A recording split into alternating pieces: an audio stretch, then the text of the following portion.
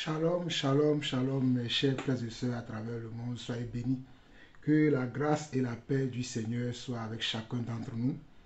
Nous bénissons le Seigneur pour ce privilège, cette opportunité qu'il nous donne encore aujourd'hui, le lundi 31 mars, pour que nous puissions encore partager sa parole, partager des exhortations, partager notre foi, nos convictions et aussi donner des conseils.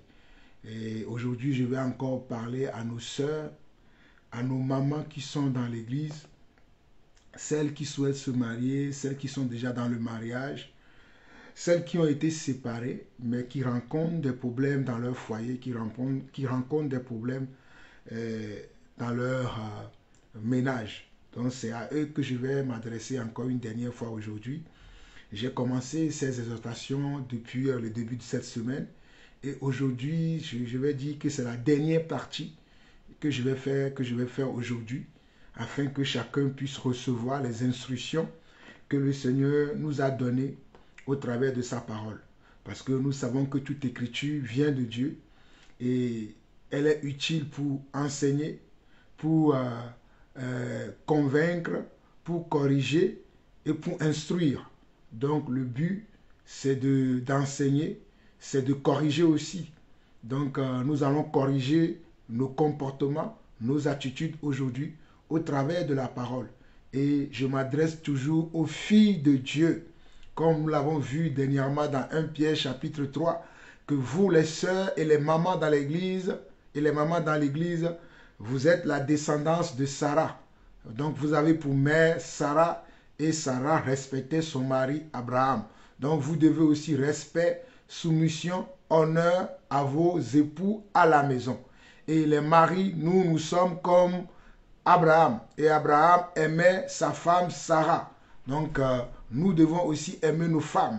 Et comme Paul l'a dit également, que nous devons aimer nos femmes comme Christ a aimé l'Église dans Éphésiens chapitre 5.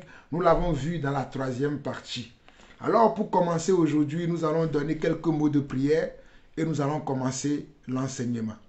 Père éternel, Dieu de grâce, Dieu de paix, Dieu d'amour, nous voulons te dire encore merci. Merci pour tes grâces qui se multiplient et qui se renouvellent tous les jours dans nos vies, Papa. Merci Seigneur parce que tu prends soin de chacun d'entre nous. Merci Seigneur parce que tu nous conduis tous les jours dans le droit chemin.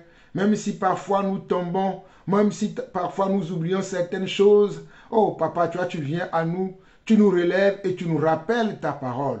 Voilà pourquoi nous t'en sommes encore reconnaissants aujourd'hui pour toutes tes grâces que tu as déposées dans nos vies et dans nos familles. Merci Seigneur également pour ta parole, ton serviteur que tu vas encore utiliser aujourd'hui afin de nous parler. Que ta parole, Seigneur Dieu, soit vraiment comme des conseils sur ses lèvres afin qu'il puisse nous les donner et que rien ne puisse rester caché, mais que tout soit découvert dans nos vies afin que nous puissions te ressembler corps, âme et esprit. Reçois la gloire, l'honneur, la puissance pour des siècles au nom de Jésus-Christ. Amen. Alors mes chers frères et sœurs, je continue nos exhortations sur la manière dont vous devez vous comporter dans le foyer et j'aimerais lire quelques passages que je n'ai pas pu aborder la dernière fois et les interpréter également avec vous. Mais avant de prendre la parole et de commencer à enseigner ou bien à exhorter selon ce que Dieu a mis dans mon cœur, j'aimerais lire juste un petit témoignage que j'ai reçu à la suite de cet enseignement d'une sœur qui m'a envoyé ce message que je vais vous lire rapidement. Il y en a plusieurs messages, mais je vais lire un seul message parce que pour que vous puissiez savoir que nos enseignements font du bien à certaines personnes. Pas à tout le monde, mais il y a quelques-uns qui sont touchés par rapport à ce que nous faisons, par rapport aux enseignements que nous donnons. Il y a quelques-uns qui trouvent leur compte, qui arrivent à trouver leur compte dans ce que nous disons et qui arrivent à se réconcilier avec le Seigneur et cela nous encourage.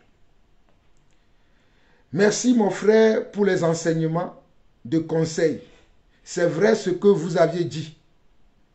Moi, je suis maman de 4 enfants que j'élève seule.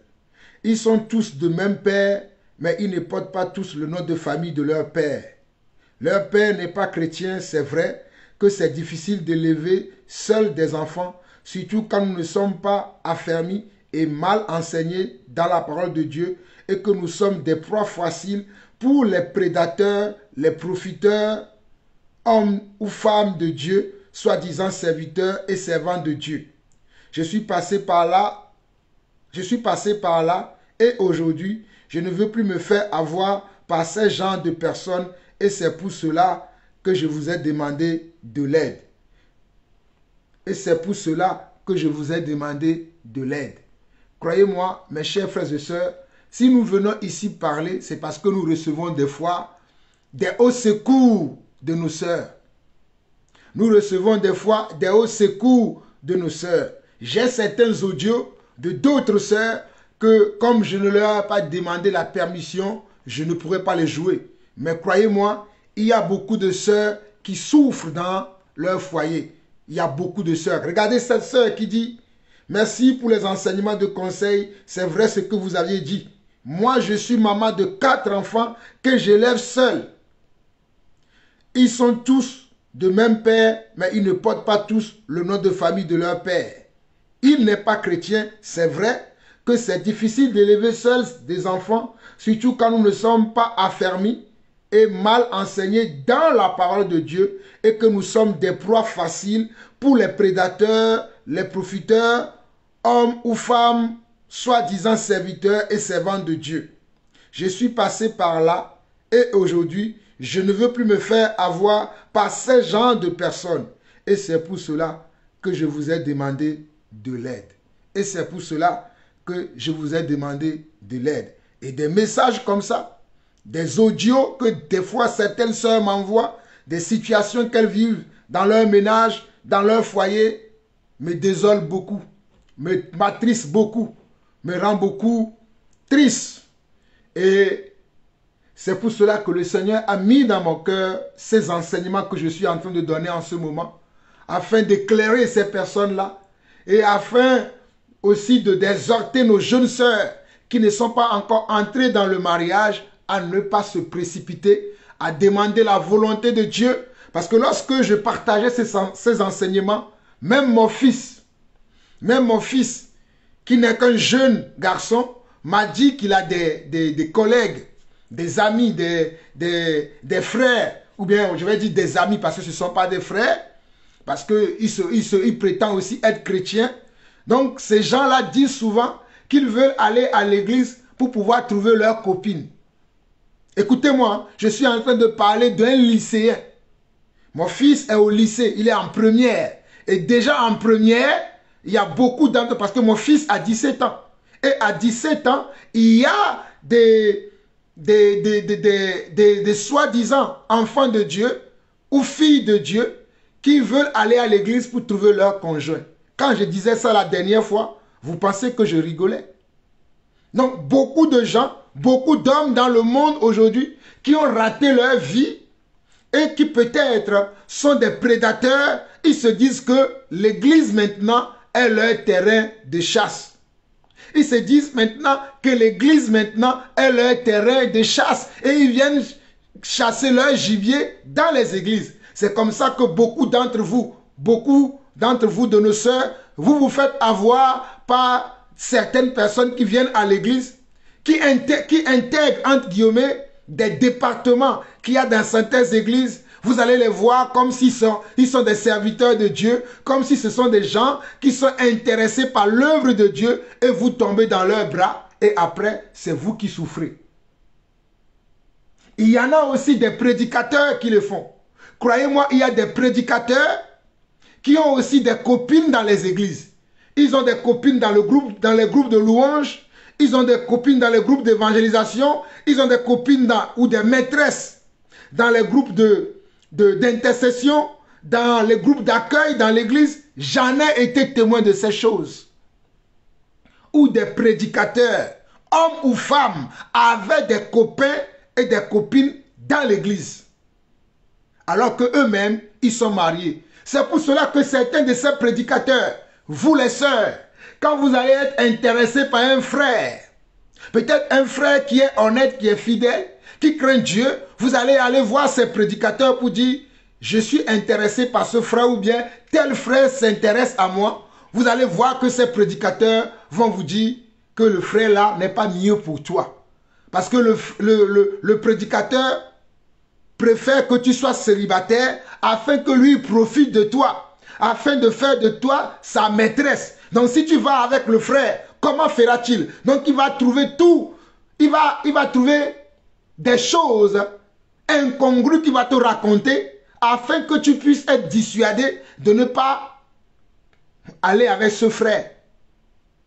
Parce que vous êtes convoités, des sœurs, écoutez-moi très bien. Il y a certaines parmi vous, vous êtes convoités par vos pasteurs, par vos apôtres, par vos prophètes, par vos évangélistes, par vos enseignants de la parole, qui ne veulent pas que vous puissiez vivre dans un mariage heureux. Parce qu'eux-mêmes, ils ont des vues sur vous. Ou peut-être certains d'entre eux, leurs ménages ne vont pas bien. Et au lieu de travailler à leur ménage, ils s'attendent que leurs épouses les quittent afin qu'ils viennent vous dire que non, je n'ai jamais été heureux dans mon mariage, c'est toi que j'attendais. C'est ainsi que beaucoup d'entre vous, vous vous êtes même fait avoir par ces hommes qui sont des prédateurs, qui sont des manipulateurs, qui sont, je vous dis, écoutez-moi très bien, qui sont des prédateurs et des manipulateurs, qui sont des pervers narcissiques. Et certains d'entre vous, vous êtes tombés dans leur piège. Certains d'entre vous, vous êtes tombés dans leur piège. Donc aujourd'hui, l'Église, voilà pourquoi nous autres, nous ne sommes dans aucune de ces assemblées, dans aucune de ces communautés, parce que nous voulons faire l'œuvre de Dieu, dans la justice de Dieu, dans la droiture, dans la crainte de Dieu, en faisant l'œuvre de Dieu avec beaucoup de comment? Avec beaucoup de rigueur. Avec une conscience comment? Une conscience qui est encore éveillée. Hein? Il est important que nous puissions faire l'œuvre de Dieu avec une conscience qui est éveillée. Écoutez cette parole. Écoutez cette parole qui se trouve dans 1 Timothée. Je vais vous lire cette parole rapidement. Dans 1 Timothée chapitre 1. 1 Timothée chapitre 1. On nous dit ceci à partir du verset 3 jusqu'au verset 10. Je te rappelle l'exhortation que je t'adressais à mon départ pour la Macédoine lorsque je t'ai engagé à rester à Éphèse afin de recommander à certaines personnes de ne pas enseigner d'autres doctrines. De ne pas enseigner d'autres doctrines et de ne pas s'attacher à des fables et à des généalogies sans fin qui produisent des discussions plutôt qu'elles n'avancent l'œuvre de Dieu dans la foi. Le but de cette recommandation, c'est un amour venant d'un cœur pur, d'une bonne conscience et d'une foi sincère. Écoutez bien, le but de cette recommandation, c'est un amour venant d'un cœur pur, d'une bonne conscience et d'une foi sincère. Et je crois aujourd'hui que dans l'église, nous avons beaucoup de prédicateurs qui n'ont pas un cœur pur. Beaucoup de prédicateurs de nos jours n'ont pas de cœur pur, ni une bonne conscience, et n'en parlons même pas d'une foi sincère. Ils n'ont même pas la foi. Le verset 6 au verset 10 dit, « Quelques-uns s'étant détournés de ces choses, se sont égarés dans de vains discours. » Quelques-uns s'étant détournés de ces choses, se sont égarés dans de vains discours. Ils veulent être docteurs de la loi, et ils ne comprennent ni ce qu'ils disent, ni ce qu'ils affirment. Ils veulent être des enseignants de la parole, mais ils ne comprennent ni ce qu'ils disent, ni ce qu'ils affirment. Nous n'ignorons pas que la loi est bonne, pourvu qu'on en fasse un usage légitime. Écoutez bien, nous n'ignorons pas que la loi est bonne, pourvu qu'on en fasse un usage légitime. Nous savons que la loi, les commandements, les préceptes de Dieu, les ordonnances de Dieu sont bons pour nous. Mais il faut que nous en faisons quoi? Que nous faisons comment? Que nous faisons un usage légitime de la loi de Dieu. Pas un usage pervers. Pas un usage controversé. Pas de l'hypocrisie. Verset 9. Nous savons bien que la loi n'est pas faite pour le juste, mais pour les méchants et les rebelles, les impies et les pécheurs, les irréligieux et les profanes, les parricides, les meurtriers, les débauchés, les homosexuels, les voleurs d'hommes, les menteurs, les parjures et tout ce qui est contraire à la saine doctrine. Et tout ce qui est contraire à la saine doctrine. Et tout ce qui est contraire à la saine doctrine. Et si nous allons dans 1 Timothée chapitre 4, rapidement, 1 Timothée chapitre 4, on nous dit également dans le verset 1, au verset 4 qui dit, mais l'Esprit dit expressement que dans les derniers temps, quelques-uns abandonneront la foi pour s'attacher à des esprits séducteurs et à des doctrines de démons. Par l'hypocrisie de faux docteurs, portant la marque de la flétrissure dans leur propre conscience, ils prescrivent de ne pas se marier. Ils prescrivent de ne pas se marier et de s'abstenir d'aliments que Dieu a créés pour qu'ils soient pris avec action de grâce par ceux qui sont fidèles et qui ont connu la vérité. Je vais m'arrêter ici au verset 3.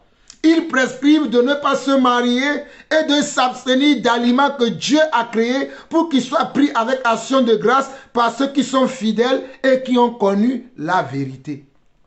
C'est ainsi que beaucoup d'hommes de Dieu aujourd'hui vont dire à des gens que le mariage est terrestre, que le mariage n'est pas important, que ne vous mariez pas, que pourquoi vous allez vous marier, que le mariage ne sauve pas, que le mariage n'est pas important. Bien-aimés frères et sœurs, nous confirmons également que le mariage ne sauve pas, mais le mariage va travailler ton caractère. Le mariage va changer ta vie. Moi, le mariage a changé mon caractère. Le mariage a changé ma vie. Parce que quand j'ai commencé déjà à me marier et que je suis marié, il y a beaucoup de choses qui ont changé dans ma vie. Parce que Dieu va utiliser le mariage pour tailler ton caractère. Dieu va utiliser le mariage pour t'éduquer, pour te corriger, pour t'enseigner. Et lorsque tu vas avoir des enfants, oh là là, là c'est encore un boulevard d'enseignement. C'est encore un boulevard d'enseignement où Dieu va utiliser tes enfants pour t'enseigner, pour t'apprendre beaucoup de choses que tu ne sais pas. Donc tout ce que Dieu a créé, comme la Bible dit, est bon. Tout ce que Dieu a créé est bon. Donc c'est Dieu qui a créé le mariage. Ce n'est pas l'homme qui a créé le mariage. C'est Dieu qui a créé le mariage. Mais il faut que nous qui sommes enfants de Dieu, nous puissions en faire comment? Un bon usage du mariage. Et certains d'entre vous, vous ne voulez plus vous marier à cause de ce que vos parents ont vécu dans le mariage. À cause de ce que vous avez vu chez vos parents. Mais tu n'es pas comme ton père. Tu n'es pas comme ta mère. La parole de Dieu déclare dans 2 Corinthiens 5, le verset 17, que si quelqu'un est en Christ, il est une nouvelle création. Les choses anciennes sont passées. Lorsque toi, tu viens en Christ, tu es maintenant une nouvelle création. Tu ne vas pas avoir peur que ce que ton père, ce que ta mère, ce que ta grand-mère, ce que ta tante, ce que ton oncle ont vécu dans leur mariage. Toi aussi, tu vas le vivre pour avoir peur du mariage. Le mariage est une bénédiction. Voilà pourquoi vous ne devez pas écouter les hommes qui racontent n'importe quoi aujourd'hui sur les réseaux sociaux ou sur les places publiques. Comme un faux prédicateur qui se trouve en Côte d'Ivoire qui s'appelle Gédéon de la Tchétchouva, qui raconte que vous pouvez coucher avec une femme avant de vous marier. Qui raconte qu'un homme peut avoir plusieurs femmes. Je vous ai lu dernièrement dans Matthieu chapitre 19 qu'au commencement les choses n'étaient pas ainsi. Dieu a toujours voulu que l'homme puisse avoir sa femme. Dieu n'a jamais voulu que, Dieu n'a pas dit, et l'homme quittera son père et sa mère et s'attachera à ses femmes. C'est ce qui est écrit dans Matthieu 19, ou c'est ce qui est écrit dans Genèse 2. Lorsque Dieu a amené vers Adam Ève, ou lorsque Dieu a amené Ève vers Adam, Ève était seule. Il n'y en avait pas deux Ève, il n'y avait qu'une seule personne que Dieu a amené vers Ève, vers Adam. Et Adam a dit, celle-ci est os de mes os et chair de ma chair. Comment un homme peut avoir plusieurs côtes, c'est-à-dire avoir plusieurs femmes? C'est ainsi qu'ils vont prendre certains hommes que Dieu a utilisés dans l'Ancien Testament, qui avaient plusieurs femmes pour justifier cette doctrine qui n'est pas la doctrine de Jésus-Christ. C'est ainsi qu'ils vont vous parler de Samuel et de David. Ils vont vous parler de Salomon. que Salomon avait plusieurs femmes, David avait plusieurs femmes. Ils vont trouver tous les passages bibliques dans lesquels il n'y avait même pas encore la loi. La loi n'était même pas encore arrivée. Mais pour vous dire que regardez, ces hommes-là avaient plusieurs femmes. Et notre Seigneur Jésus a bien dit dans Matthieu 19 que c'est à cause de la dureté de vos cœurs que Moïse vous a permis comment? De répudier vos femmes.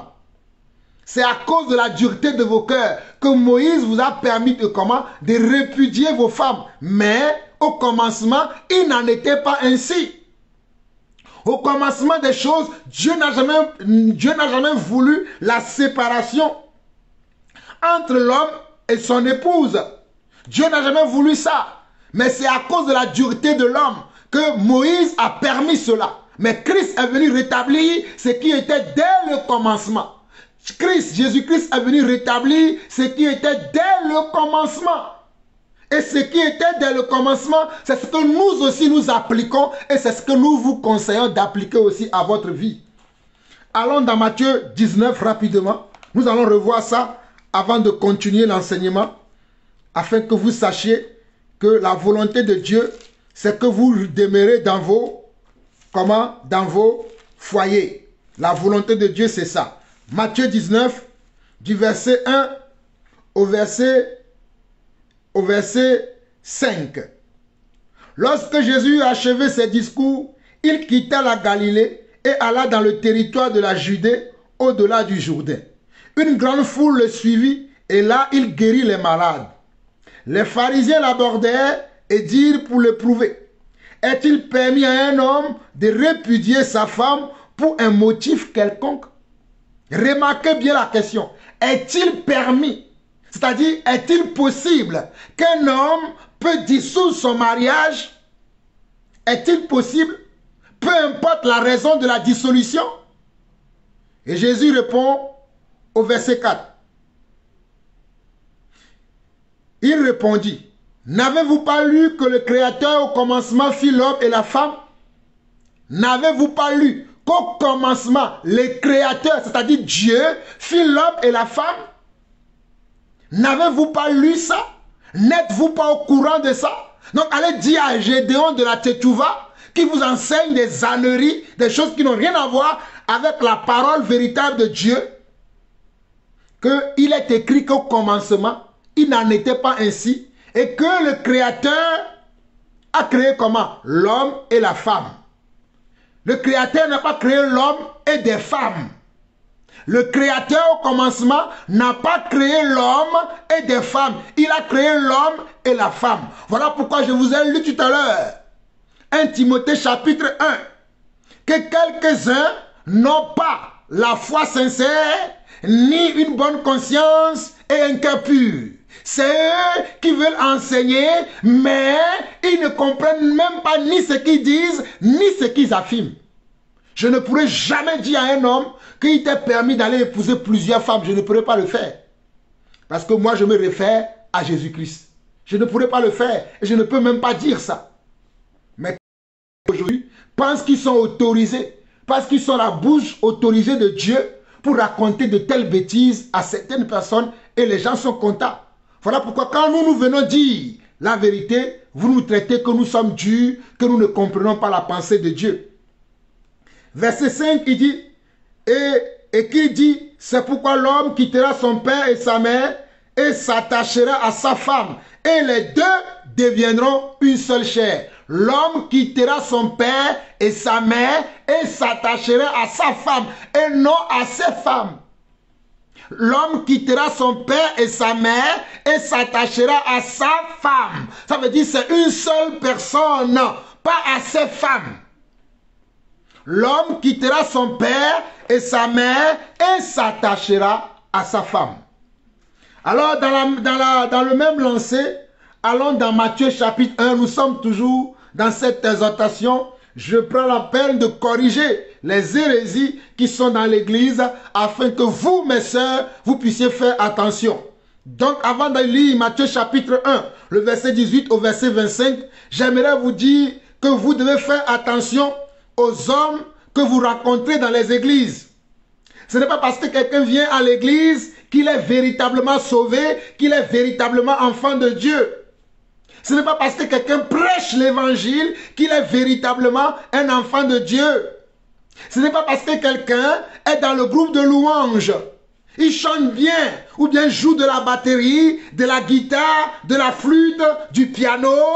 Et quand il joue le piano, le Saint-Esprit descend, comme ils ont l'habitude de vous dire. Et toi, tu es épaté pour ça. Ah, j'aime ce frère. J'aime comment il joue. Quand il joue, quelque chose se passe dans ma chair.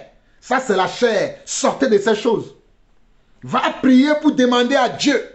Il y a tel frère ou telle sœur qui s'intéresse à moi. Ou je m'intéresse beaucoup à cette sœur. Ou je m'intéresse beaucoup à ce frère. Seigneur, quel est ton avis par rapport à ce frère? Seigneur, quel est ton avis par rapport à cette sœur? C'est ce que vous devez faire. C'est ce que vous devez faire. Si vous ne faites pas ça, vous courez un risque dans vos ménages, vous courez un risque dans vos foyers. Et dans la même lancée, je continue pour vous dire, faites attention à ces hommes de Dieu, à ces hommes de Dieu, à ces prédicateurs, qu'ils soient apôtres, prophètes, pasteurs, évangélistes ou docteurs ou enseignants de la parole de Dieu, qui vous disent, moi je ne trouve pas que c'est intéressant pour toi d'être avec cet homme. Il faut vérifier les motivations que vos prédicateurs vous donnent par rapport aux rencontres que vous faites. Écoutez-moi très bien. Faites attention aux motivations de vos prédicateurs quand vous rencontrez quelqu'un. Quand je dis quand vous rencontrez quelqu'un, je ne parle pas d'aller rencontrer quelqu'un dans le monde. Hein. Je ne vous dis pas d'aller rencontrer quelqu'un dans le monde, d'aller chercher quelqu'un dans le monde pour venir l'imposer. C'est pas ce que je suis en train de dire. Je suis en train de dire que si vous avez trouvé un véritable enfant de Dieu, un véritable serviteur de Dieu qui vous intéresse et que vous voulez vous marier avec lui et que vous venez dire ça à votre conducteur, à votre berger, celui qui est comment votre père spirituel. Quand je dis votre père spirituel, c'est lui qui vous conduit dans la foi, dans la communauté dans laquelle vous évoluez, dans l'église dans laquelle vous évoluez et que ces derniers vous disent, oh, moi je ne suis pas inspiré. Quand je vois le monsieur là, ça ne m'inspire rien. Ça ne veut rien dire. Ce sont des hommes qui sont pervers. Ils ont d'autres vues sur vous. Comme ce faux prédicateur, ce faux prophète, Ferdinand Ekane, qui a épousé une sœur de Lille. Et 3 mois plus tard, il dit non, il n'en veut plus. 3 mois plus tard, il dit non, il n'en veut plus. Ce faux prédicateur, Ferdinand Ekane de Lille, vous avez vu comment je l'ai repris? Faites attention à vos prédicateurs. Et d'ailleurs, c'est son ami prédicateur qui lui a dit, prends cette sœur-là. C'est ainsi qu'ils vous partagent entre eux dans les églises. Certains d'entre vous, vous avez couché avec le pasteur principal de l'église. Vous avez couché aussi avec le pasteur assistant. Vous avez couché avec le leader de louange aussi. Vous couchez avec tout le monde. Mais mes sœurs, pourquoi vous vous couchez très rapidement? Pourquoi vous aimez-vous écarter vos jambes très rapidement? Arrêtez, fermez vos jambes pour vos maris. Fermez ça. N'aimez pas écarter les jambes à tout va, à tout va. Vous êtes des filles de Dieu. Vous êtes des filles du Seigneur. Vous êtes des filles du Seigneur. Arrêtez ces choses. Arrêtez ça. Allons dans Matthieu 1 maintenant, à partir du verset 18. Voici de quelle manière arriva la naissance de Jésus-Christ. Marie, sa mère, ayant été fiancée à Joseph, se trouvant enceinte par la vertu du Saint-Esprit. Avant qu'ils aient habité ensemble, Joseph, son époux, qui était un homme de bien et qui ne voulait pas la diffamer, se proposa de rompre secrètement avec elle. Écoutez bien, hein? Je relis encore. Matthieu chapitre 1, verset 18 au verset 25. Voici de quelle manière arriva la naissance de Jésus-Christ.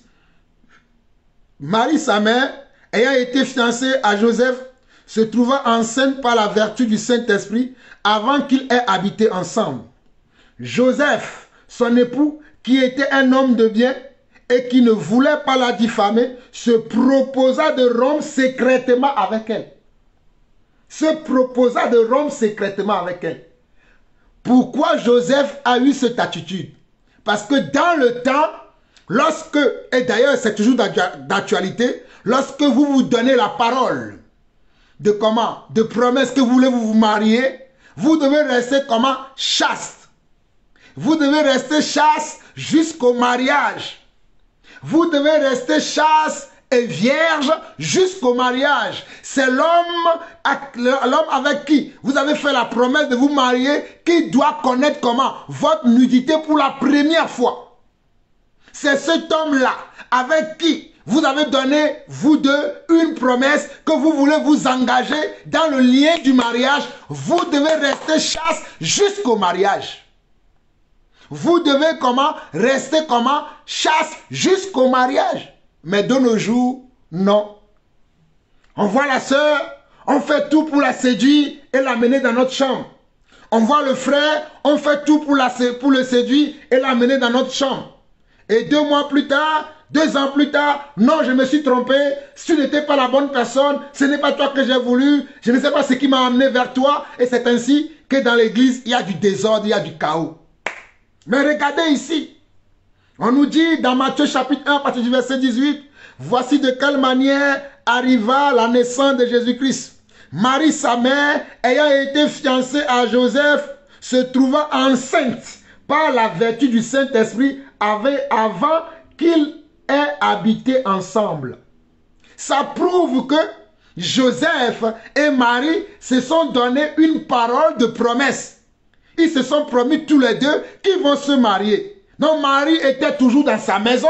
Joseph aussi était toujours dans sa maison. Mais un jour, Joseph va trouver Marie qui avait un ventre poussé. Joseph a vu le ventre de Marie pousser. Et Joseph va se dire, mais j'ai promis à Marie qu'on va se marier. Je ne l'ai pas connue. On n'a même pas encore fait de mariage parce qu'on ne vit pas ensemble. Comment se fait-il qu'il a le ventre poussé?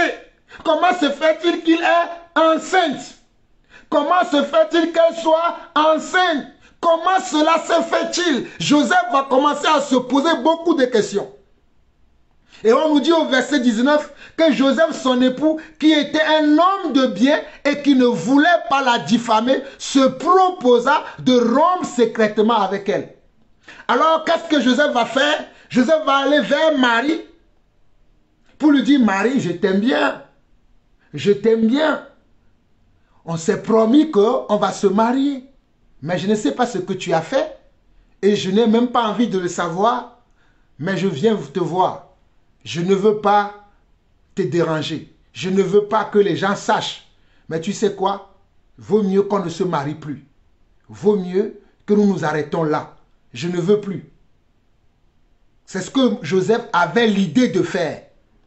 Il avait l'idée d'aller voir Marie et de lui dire, je ne veux pas. Parce que Joseph était quelqu'un de bien. C'est un homme qui a un bon cœur. Il ne voulait pas diffamer Marie. Mais la parole nous dit au verset 20, la parole nous dit au verset 20, comme il y pensait, voici un ange du Seigneur lui a apparu en songe et dit, Joseph, fils de David, ne crains pas de prendre avec toi Marie ta femme, car l'enfant qu'elle a conçu vient du Saint-Esprit. Regardez, à peine Joseph était en train de penser, à peine Joseph avait cette idée, je vais aller voir Marie et je vais, comment? Je vais lui dire, c'est fini notre fiançailles parce que tu m'as déçu. Je n'ai pas compris comment tu as fait pour avoir cette grossesse. Moi, je ne veux pas te diffamer. Je ne veux pas te blâmer. Je ne veux pas te faire honte. Donc, on va s'arrêter là. Mais à peine il pensait à ça, on dit que Dieu lui envoie un ange dans un songe. Et lui dit, Joseph, ne crains pas de prendre avec toi Marie ta femme, car l'enfant qu'elle a conçu vient du Saint-Esprit. Remarquez ici dans cette phrase que Joseph n'était pas encore marié. Il n'était pas encore marié. C'est-à-dire la promesse qui se sont faites n'est pas encore arrivée à son terme. Mais Dieu les considérait déjà comme mari et femme. Dieu les considérait déjà comme mari et femme. Aujourd'hui, vous vous donnez les promesses, vous, et vous cassez les promesses à n'importe quel moment, parce que bon, il y a eu quelqu'un d'autre qui a renchéri derrière.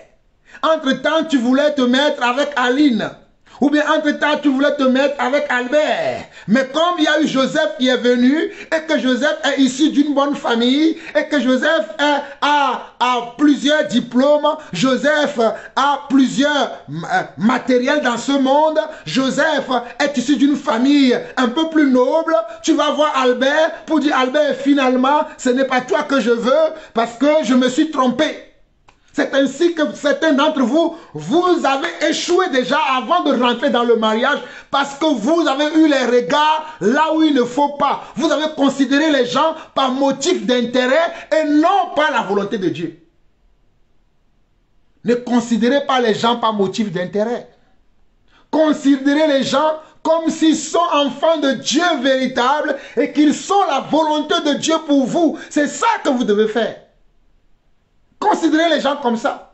Mais arrêtez de vous intéresser aux gens par motif de comment? Par motif d'intérêt. Et arrêtez de casser les fiançailles du jour au lendemain. Les promesses que vous vous êtes données là, du jour au lendemain, vous cassez ces promesses-là et vous dites, non, moi je ne veux plus de toi parce qu'au final, ce n'était pas toi mon idéal. Au final, non, ce n'était pas toi ce que je voulais, mais parce que j'avais été blessé par un tel et un tel et que je me suis dit, pour me consoler, je peux aller avec toi. Qui va vouloir être dans la roue de secours de quelqu'un? Dans le monde dans lequel nous vivons aujourd'hui, qui va accepter être la roue de secours de quelqu'un? Qui va accepter ne pas être le premier choix de quelqu'un? Écoutez-moi très bien.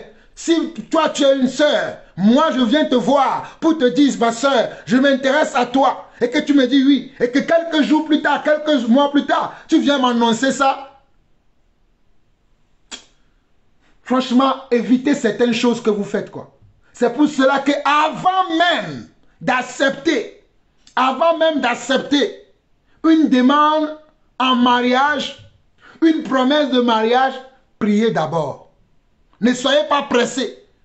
Il y en a certains, comme ils attendent ça depuis des années, comme il n'y a pas eu personne avant, comme il n'y a eu rien qui rôdait autour d'eux, dès le premier venu, oui, je vais aller avec toi. As-tu demandé à Dieu? Comme il n'y avait personne autour avant, et que la personne vient dire tout de suite que je veux, et il commence à dire, oui, je vais aller avec toi. As-tu demandé à Dieu? As-tu cherché à savoir qui est cette personne? Qui est son cœur? Quel est son état? A-t-il un cœur pur, une bonne conscience et une foi sincère? A-t-il un cœur pur, une bonne conscience et une foi sincère? Parce que l'église est devenue maintenant le lieu de chasse pour les prédateurs sexuels. Écoutez-moi très bien. L'église est devenue maintenant le lieu de chasse pour les prédateurs sexuels. Écoutez-moi très bien. L'église est devenue le lieu de chasse pour les prédateurs sexuels. Et parmi les prédateurs sexuels, il y en a aussi des femmes. Parmi les prédateurs sexuels, il y a aussi des femmes. Que celui qui a des oreilles pour entendre, entend ce que l'Esprit dit à son église. Au verset 20, on nous dit comme il pensait, verset 20 de Matthieu 1, de Matthieu chapitre 1, comme il pensait, voici un ange du Seigneur lui apparut en songe et dit, Joseph, fils de David, ne crains pas de prendre avec toi Marie ta femme, car l'enfant qu'elle a conçu vient du Saint-Esprit. Elle enfantera un fils et tu lui donneras le nom de Jésus. C'est lui qui sauvera son peuple de ses péchés. Tout cela arriva afin que s'accomplisse ce que le Seigneur avait annoncé par le prophète. Voici la Vierge sera enceinte, elle enfantera un fils et on lui donnera le nom d'Emmanuel, ce qui signifie Dieu est avec nous. Joseph s'étant réveillé, fit ce que l'ange du Seigneur lui avait ordonné et il prit sa femme avec lui, mais il ne la connut point jusqu'à ce qu'elle ait enfanté un fils auquel il donna le nom de Jésus. Regardez bien le verset 25. Mais il ne la connut point jusqu'à ce qu'elle ait enfanté un fils auquel il donna le nom de Jésus. Même quand Joseph est parti avec son épouse Marie pour se réfugier quelque part, il ne la touchait pas. Il ne l'a pas connue jusqu'à ce que Marie ait enfanté d'abord Jésus et que leur promesse de se marier soit réalisée d'abord avant qu'ils n'aient couché ensemble.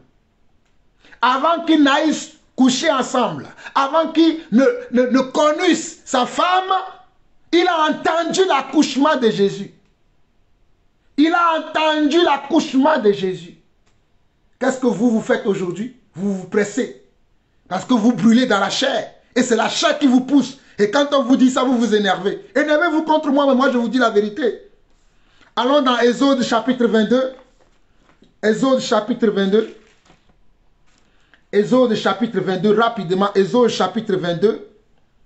Le verset 16 au verset 18. Exode 22, le verset 16 au verset 18. Écoutez bien. Si un homme séduit une vierge qui n'est point fiancée et qu'il couche avec elle, il paiera sa dot et la prendra pour femme. Est-ce que vous avez entendu? Si un homme séduit une vierge qui n'est pas fiancée, si un homme séduit une vierge qui n'est pas fiancée, qu'il couche avec lui, il paiera sa dot et la prendra pour femme. Donc vous qui pensez que non, vous pouvez coucher avec une sœur et après vous pouvez l'abandonner, sachez que normalement dans la loi, si on veut vous appliquer la loi, et c'est ce que moi j'applique, c'est ce que je conseille aux parents qui me sollicitent pour demander qu'est-ce qu'on fait dans ce cas. Ma fille a été abusée par cet homme, ma fille a été déviagée par cet homme. Je leur ai dit, ah, il y a une loi en Israël comme ça, et elle est là. Et je leur lis ce que je viens de vous lire là. Si le père refuse de la lui donner, verset 17, si le père refuse de la lui accorder, il paiera en argent la valeur de la dot des vierges. Parce que le père peut refuser, parce que tu as abusé de sa fille, mais il peut te dire que je ne veux pas te la donner. Il peut te le dire, parce que ce que tu as fait est une abomination. On ne doit pas faire de telles choses aux enfants, aux filles de Dieu. Mais toi qui es fille de Dieu, toi aussi, comporte-toi comme il faut. Ne te laisse pas aller. Ne va pas dans certains endroits avec certains frères. Toi, tu penses que c'est un frère, mais non, c'est un loup ravisseur qui se cache derrière ce frère, qui a l'intention de te faire comment? Vous-même, vous savez. Deutéronome 22. Deutéronome 22. Deutéronome 22. À partir du verset 22. Deutéronome 22, à partir du verset 22, dit ceci. Si l'on trouve un homme couché avec une femme mariée, ils mourront tous les deux. L'homme qui a couché avec la femme et la femme aussi. Tu ôteras ainsi le mal du milieu d'Israël. Écoutez bien. Si l'on trouve un homme couché avec une femme mariée, ils mourront tous deux. L'homme qui a couché avec la femme et la femme aussi, tu ôteras ainsi le mal du milieu d'Israël. C'est ainsi que vous vous souvenez de la femme qu'on a attrapée en flagrant délit de comment? D'adultère, qu'on a amené devant le Seigneur Jésus. Mais comme le Seigneur Jésus est un homme qui accorde le pardon à tout le monde, qu'est-ce que Jésus a fait lorsque les hommes sont venus accusant cette femme, qu'on l'a attrapée en flagrant délit d'adultère et qui voulait le lapider? Jésus écrivait par terre et disait à la foule qu'il avait amenée que celui qui n'a jamais péché lui jette la première pierre. Que celui qui n'a jamais péché lui jette la première pierre. Jésus écrivant par terre, après une fois que Jésus lève la tête, il voit que tous ceux qui accusaient la femme sont partis. Et Jésus posait la question à la femme, « Femme, où sont ceux qui t'accusaient? Femme, où sont ceux qui t'accusaient ?»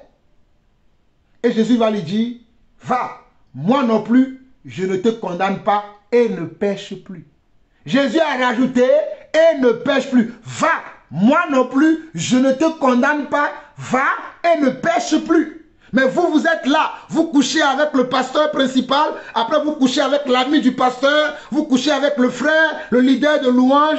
Quel est votre problème?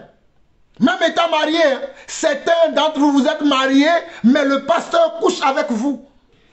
Le pasteur couche avec vous, mais pourtant vous êtes dans le mariage et ça ne vous fait rien. Continuez dans le péché. Verset 23. Si une jeune fille vierge est fiancée et qu'un homme la rencontre dans la ville et couche avec elle, regardez. Vous qui écoutez, je donne de la tchétchouva qui vous dit n'importe quoi. Regardez. Si une jeune fille vierge est fiancée et qu'un homme la rencontre dans la ville et couche avec elle, vous les amènerez tous les deux à la porte de la ville, vous les lapiderez et ils mourront, la jeune fille pour n'avoir pas crié dans la ville et l'homme pour avoir déshonoré la femme de son prochain. Tu ôteras ainsi le mal du milieu de toi. C'est-à-dire, toi qui es fiancé, si quelqu'un vient te brutaliser pour t'avoir, tu dois crier selon la loi pour que toi, on puisse avoir comment? Miséricorde. On puisse dire que ce n'est pas de ta faute, c'est qu'au moment où tu es comment agressé, tu dois crier. Tu ne dois pas laisser aller pour dire il a déjà commencé, je vais le laisser finir. Je vais le laisser finir. Il a déjà commencé, de toute façon il a déjà commencé. Moi-même j'en avais envie de goûter avant. Hé, arrêtez ça. Et regardez ce qui est écrit. Verset 22 de Deutéronome, verset 23 de Deutéronome 22. Si une femme, si une jeune fille vierge est fiancée et qu'un homme la rencontre dans la ville et couche avec elle, vous les amènerez tous deux à la porte de la ville, vous les lapiderez et ils mourront. La jeune fille pour n'avoir pas crié dans la ville et l'homme pour avoir déshonoré la femme de son prochain. Tu ôteras ainsi le mal du milieu de toi. Mais si c'est dans, écoutez bien, mais si c'est dans les champs que cet homme rencontre la jeune fille fiancée, lui fait violence et couche avec elle, l'homme qui aura couché avec elle sera puni de mort. Si c'est dans les champs, c'est-à-dire si c'est dans un lieu secret, et que même si tu avais crié, personne n'aurait entendu, mais que l'affaire est arrivée plus tard chez les sacrificateurs, c'était l'homme seul qui était puni de mort, pas la femme. Je continue. Verset 26, tu ne feras rien à la jeune fille, elle n'est pas coupable d'un crime digne de mort, car il en est de ce cas comme de celui où un homme se jette sur son prochain, de lui ôte la vie. Écoutez bien, le verset 26. Tu ne feras rien à la jeune fille, elle n'est pas coupable d'un crime digne de mort, car il en est de ce cas comme de celui où un homme se jette sur un prochain et lui ôte la vie. Donc, celui-ci, c'est comme un cas dans lequel un homme saute sur quelqu'un sans faire attention. Dans leur combat, dans leur lutte, la personne meurt. Ça veut dire que l'homme n'avait pas la préméditation de tuer son prochain. Il n'avait pas la préméditation de tuer son frère. Mais dans le moment de combat, de lutte, par inadvertance, le prochain meurt. C'est le même cas ici. Donc tu ne condamneras pas la jeune fille fiancée. Mais par contre, celui qui l'a violenté, tu le condamneras. Voilà les réalités qui sont dans la parole. Verset 27. La jeune fille fiancée que cet homme a rencontrée dans les champs a pu crier sans qu'il y ait eu personne pour la secourir. Je vous l'ai dit tout à l'heure. La jeune fille fiancée que cet homme a rencontrée dans les champs a pu crier sans qu'il y ait personne pour la secourir. Si un homme rencontre une jeune fille vierge non fiancée, lui fait violence et couche avec elle et qu'on vienne à les surprendre, l'homme qui aura couché avec elle donnera au père de la jeune fille 50 cycles d'argent et parce qu'il a déshonoré, il la prendra pour femme, il ne pourra pas la renvoyer tant qu'il vivra. Nul ne prendra la femme de son père et ne soulèvera la couverture de son père. Voilà les versets que Gédéon de la Tétouva tord les sens de ces versets pour vous dire que non, pour pouvoir prendre une femme, il faut d'abord la violenter. Il faut d'abord aller avec elle. Comment est-ce qu'on peut acheter un gâteau sans le manger? C'est ce qu'il vous dit. Et vous croyez que c'est ça la vérité. La vérité, c'est que quand tu te fiances, quand tu es fiancé à quelqu'un, quand tu rentres dans le fiançailles, vous devez aller jusqu'au bout du processus. Et une fois que vous êtes au bout du processus, c'est là que vous pouvez coucher ensemble. C'est là que vous pouvez dormir ensemble. Mais sans que le processus n'ait allé jusqu'au bout, que vous vous êtes mariés, vous êtes engagés devant les familles et que les dots se sont échangés, vous n'avez pas le droit de le faire. Mais si en Israël, on sait que c'est ce qui s'est passé, que toi, une jeune fille vierge, tu es allé avec un homme, sans que l'homme ait payé la dot à tes parents, on oblige maintenant l'homme à payer la dot. C'est ce qui est écrit ici. Écoutez, je relis encore et je vais passer à autre chose.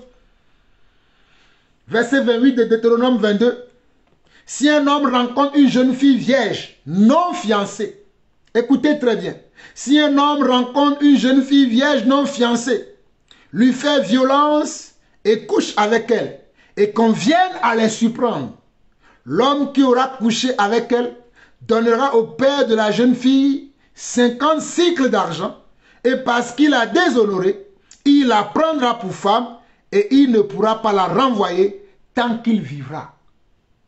Tant que cet homme vivra là, cette fille qu'il a violentée, cette fille qu'il a séduit, cette fille vierge, non mariée, non fiancée, qu'il a séduit, il la prendra pour femme parce qu'il a séduit. On ne pourra pas dire non, tu as goûté mais c'est pas grave. Il la prendra pour femme de force. C'est différent de ce que je donne de la tu vas dire.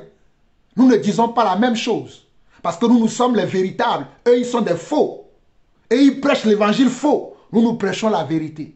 Que celui qui a des oreilles pour entendre, entend ce que l'Esprit dit à son Église. Pour terminer, je vais lire rapidement un passage dans Romains chapitre 7 et je vais vous donner quelques conseils rapidement. Romains chapitre 7. Romains chapitre 7. Romains chapitre 7. L'apôtre Paul donne encore quelques conseils là-bas. Romains chapitre 7. Romains chapitre 7. Romains chapitre 7, verset 1 au verset 3. Romains chapitre 1, verset 1 au verset 3 dit ceci. Ignorez-vous, frères, car je parle à des gens qui connaissent la loi, que la loi exerce son pouvoir sur l'homme aussi longtemps qu'il vit. Ainsi, une femme mariée est liée par la loi à son mari tant qu'il est vivant. Mais si le mari meurt, elle est dégagée de la loi qui l'a liée à son mari. Si donc du vivant de son mari, elle devient la femme d'un autre homme, elle sera appelée adultère. Mais si le mari meurt, elle est affranchie de la loi, de sorte qu'elle n'est point adultère en devenant la femme d'un autre. Je répète encore. Ici, Paul était en train de s'adresser aux Romains. Les Romains n'étaient pas juifs. Les Romains n'étaient pas israélites. Écoutez-moi très bien. Je suis l'apôtre Jean-Paul Lawson. Les Romains n'étaient pas juifs. Les Romains n'étaient pas israélites. Mais regardez ce que Paul leur dit. Vous qui ne voulez pas vous soumettre aux volontés de Dieu. Paul dit, ignorez-vous, frères, que je parle à des gens qui connaissent la loi. Qui connaissent la loi. Donc, en tant qu'enfants de Dieu, nous devons connaître les lois de l'Éternel. Ce n'est pas dit ces lois-là, c'est l'Ancien Testament. Ce n'est plus valable dans le Nouveau Testament. Non, il y a quelques lois de l'Ancien Testament qui sont encore valables dans le Nouveau Testament, que nous devons appliquer. Et moi, je l'applique. Son pouvoir sur l'homme aussi longtemps qu'il vit. Ainsi, il dit, ainsi, une femme mariée est liée par la loi à son mari tant qu'il est vivant. Mais si le mari meurt, elle est dégagée de la loi qui l'a liée à son mari. Si donc du vivant de son mari, elle devient la femme d'un autre homme, elle sera appelée adultère. Mais si le mari meurt, elle est affranchie de cette loi, de sorte qu'elle n'est point adultère en devenant la femme d'un autre. Je vous l'ai expliqué dernièrement, lorsque je vous ai lu dans 1 Corinthiens chapitre 7, la séparation entre comment? Entre le non-chrétien et un enfant de Dieu et une fille de Dieu. Voici la confirmation que je vous donne ici. Quand tu es marié, tu es lié à ton mari, tu es lié à ta femme jusqu'à la mort. Mais si ta femme meurt ou si ton mari meurt, là tu es délié de cette loi-là. Mais tant que le mari est vivant, tu ne peux pas être la femme de quelqu'un d'autre, tu ne peux pas être le mari de quelqu'un d'autre parce que vous êtes liés. À moins qu'il y ait infidélité, à moins qu'il y ait adultère, comme nous l'avons vu également dans Matthieu chapitre 19. Ceci est mon livret de famille. Regardez ce qui est marqué ici. Livret de famille. Je vais lire quelques passages de ce livret de famille pour finir avec quelques conseils rapidement, parce que ces conseils-là, je vous les ai donnés dernièrement. Pour vous qui êtes dans les mariages où il y a des problèmes, sachez que vous avez le droit d'aller voir les autorités, parce que je vous ai déjà dit ça. Regardez ici, Droits et devoirs respectifs des époux. Regardez, selon le livret de famille, quand vous vous mariez, on vous donne ça à la mairie. Voilà pourquoi nous vous conseillons de vous marier d'abord, afin que vous deux, c'est-à-dire que ce soit l'homme ou la femme, vous puissiez connaître vos droits et vos devoirs. Écoutez, droits et devoirs respectifs des époux. Les époux se doivent mutuellement respect, fidélité, secours, assistance et s'obligent à une communauté de vie. Ils assurent ensemble la direction morale et matérielle de la famille. Ils pourvoient à l'éducation des enfants et préparent leur avenir. Les époux contribuent aux charges du mariage à proportion de leurs facultés respectives. Toutefois, un aménagement de cette contribution peut être prévu par contrat de mariage. Chacun des époux peut passer seul les contrats qui ont pour l'objet l'entretien du ménage ou l'éducation des enfants.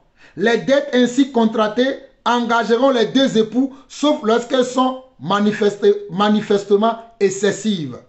Écoutez encore, écoutez la suite. Chaque époux peut librement exercer une profession, percevoir des gains et salaires et en disposer après être acquitté des charges du mariage.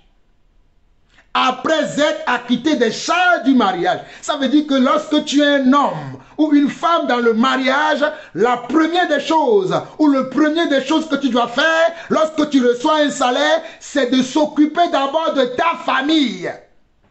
Voilà ce qui est dit même dans le livre de famille. Lorsque tu as une famille et que tu es marié, tu as des enfants, tu travailles, tu reçois un salaire à la fin du mois, que tu sois séparé ou pas, tu dois d'abord t'occuper de ta famille. Mais continuons. Chacun des époux peut se faire ouvrir tout compte de dépôt, compte chèque, postaux, compte bancaire, livret d'épargne, etc. ou tout compte de titre en son nom personnel à l'égard du dépositaire. Le déposant est toujours réputé avoir la libre disposition des fonds et des titres en dépôt. Si l'un des époux se trouve hors d'état de manifester sa volonté, ou s'il met en péril les intérêts de la famille, l'autre époux peut faire prendre en justice. Écoutez, écoutez bien cette partie. Si l'un des époux se trouve hors d'état de manifester sa volonté, ou s'il met en péril les intérêts de la famille, l'autre époux peut faire prendre en justice toute mesure nécessaire ou même se faire transférer l'administration des biens normalement gérés par son conjoint. C'est-à-dire vous les sœurs, qui êtes dans le mariage et que vos maris vous maltraitent, vous ne voyez pas leur salaire à la fin du mois, vos enfants ne sont pas éduqués comme cela se doit, vous pouvez saisir un tribunal. Vous pouvez le faire. Et je vous ai déjà dit que les tribunaux ou bien que les autorités sont des serviteurs de Dieu. Regardez, autorité parentale. Regardez encore, autorité parentale. L'autorité parentale est un ensemble de droits et de devoirs ayant pour finalité l'intérêt de l'enfant. Elle appartient en commun au père et à la mère jusqu'à la majorité ou l'émancipation de l'enfant pour le protéger dans sa sécurité, sa santé et sa moralité, pour assurer son éducation et permettre son développement dans le respect dû à sa personne. Vous qui vous séparez et vous abandonnez vos femmes, vous abandonnez vos enfants, vos femmes ont le droit d'aller vous porter plainte parce que vous ne respectez pas vos engagements selon le livret de famille que vous-même vous avez signé lorsque vous vous mariez. Je lirai encore cette partie. L'autorité parentale est un ensemble de droits et de devoirs ayant pour finalité l'intérêt de l'enfant. Elle appartient en commun au père et à la mère jusqu'à la majorité ou l'émancipation de l'enfant pour le protéger dans sa sécurité, sa santé et sa moralité pour assurer son éducation. Il permettra son développement dans le respect dû à sa personne. Les parents associent l'enfant aux décisions qui le concernent selon son âge et son degré de maturité et ce dernier a le droit, sauf motif grave, d'entretenir des relations personnelles avec ses ascendants, c'est-à-dire avec ses grands-parents. L'autorité parentale est exercée en commun par le père et la mère. L'autorité parentale est exercée en commun par le père et la mère à l'égard des enfants. Chacun d'eux peut accomplir seul les actes usuels qui concernent l'enfant, pour ne citer que cela, parce que mon temps est arrivé à la fin. Alors mes sœurs qui souffrent dans le mariage, je viens de vous lire quelques textes du livret de famille. Il y en a beaucoup de choses que j'ai vues, que j'ai déjà dit. Mais je veux vous dire que même quand vous allez dans le mariage, on vous dit ces choses. Même quand vous séparez, vous vous divorcez, le père doit toujours prendre soin des enfants parce qu'il est lié par comment? Par cette loi-là. Il est lié. Il ne peut pas dire parce qu'il a quitté le foyer, il vous abandonne les enfants entre vos mains.